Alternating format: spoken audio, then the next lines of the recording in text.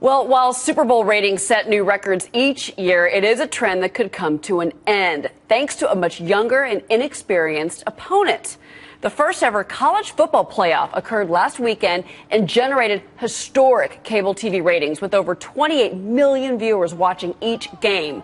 With record-breaking numbers like these, many experts are predicting the college football championship may soon replace the Super Bowl. Here with us now to break that down, and a very lofty prediction coming from Goviva President Robert Tuchman. He is here, and Fox Sports 1 contributor Jenny Taft. Jenny, welcome to both of you.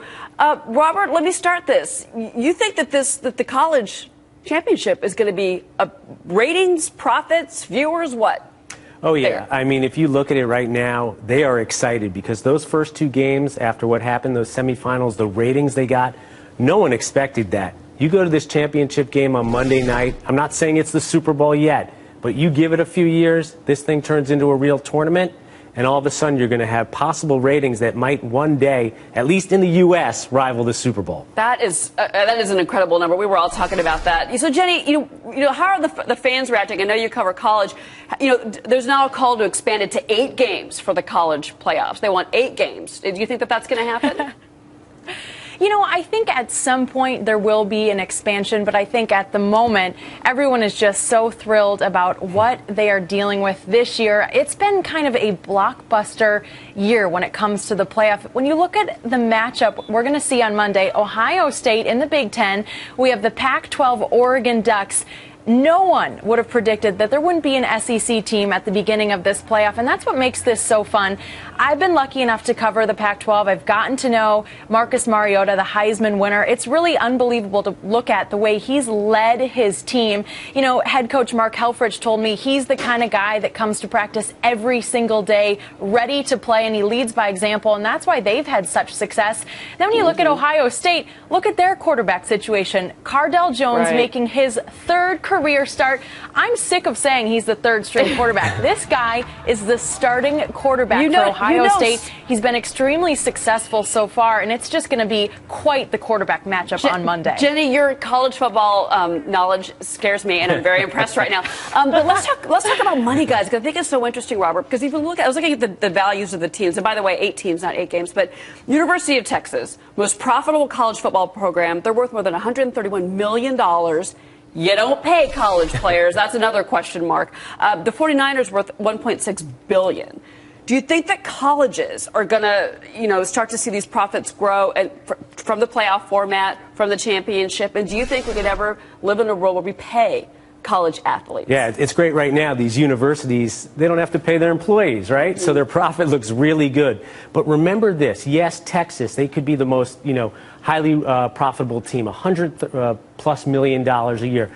How much more money gets donated to the university that isn't even accounted in that because of their football program from wealthy alumni donors? But yes, I think without a doubt, if you look at college football now and you look at this playoff, it's all about money, because once you have this playoff in place, and right now it's only 4 teams, but as it grows, it turns into a possible NCAA tournament, a basketball tournament, and then all of a sudden you can have it rival numbers like the Super Bowl. That is so interesting. You know, Jenny, too, and you know so much about, again, these coaches as well, but it seems like, you know, forget being an NFL coach, the place to be a coach now seems to be in college. I mean, the money's almost better, I've heard in some instances. Is that the case? Well, when you look at Coach Harbaugh leaving the 49ers to go coach in Michigan, looking at his numbers, how much he's going to be making a year, it pretty much is the place to be right now because these colleges have the funds to pay these coaches. And I know, Robert, you mentioned it in your Forbes article recently. You said Alabama, $82 million, you know, looking at how much they bring in a year.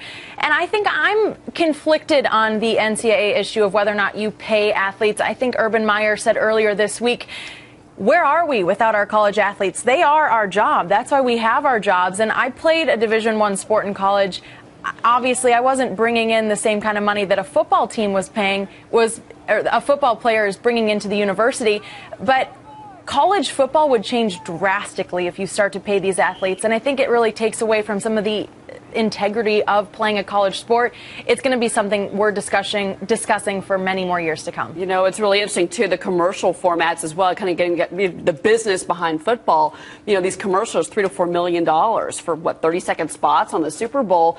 A lot cheaper to advertise on a college game, and it looks like advertisers are kind of figuring that out, that the viewership is actually with the college teams. Yeah, well, you look at it right now, it's probably about $1 million for a spot for this game on Monday night. Now, I anticipate in a couple of years that could double, and soon enough, you know, it can start rivaling a $3-4 million spot in the Super Bowl. So, without a doubt, you know, I do see college football on the rise. I do want to ask you really quick before I let you go. This just crossed this afternoon about. You know, they were investigating the Ray Rice abuse case, and basically they're saying that they're not finding any. This is a former FBI director saying that there's no evidence that anyone in the NFL saw the tape.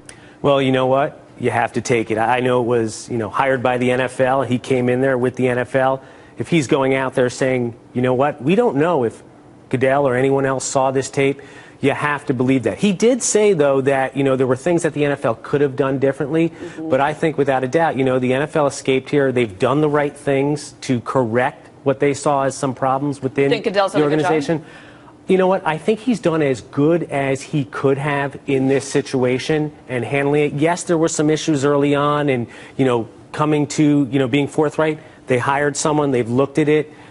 I think he's done as good as he could do in this situation. Well, guys, we're going to see on Tuesday what the ratings are for Monday night for that college game. Thank you very much, Robert. It was great to have you on this. Jenny Taft from Fox Sports 1, great to have you here as well. Appreciate it, guys.